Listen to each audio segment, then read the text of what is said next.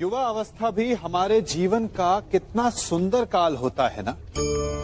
बाहू में बल, मन में कुछ बड़ा कर जाने की चाह, आंखों में भविष्य के सुंदर और कोमल सपने। और इसी अवस्था में मनुष्य के भीतर पनपता है प्रेम। किसी को देखकर उस पर मन मोहित हो जाता है और फिर मनुष्य अपना सब कुछ उस पर न्यौछावर कर देना चाहता है। फिर प्रेम की परिणति होती है विवाह में। क्यों? सबको अपने खट्टे मीठे संस्मरण स्मरण हुआ है ना।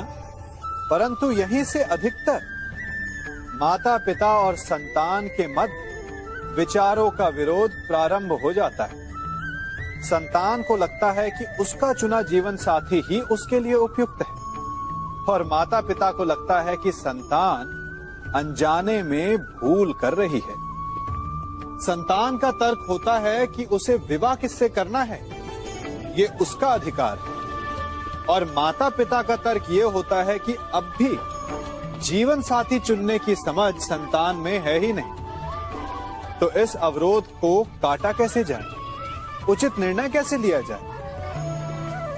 इसका एक ही मार्ग है, अपने उत्तरदायित्व का भान और अपनों से बड़ों के मापदंडों का भान। विवाह करने से पूर्व ये जान लेना आवश्यक है कि विवाह केवल अपने प्रेम को पाने का मार्ग नहीं है, अपितु विवाह से जीवन का एक नया द्वार भी खुलता है।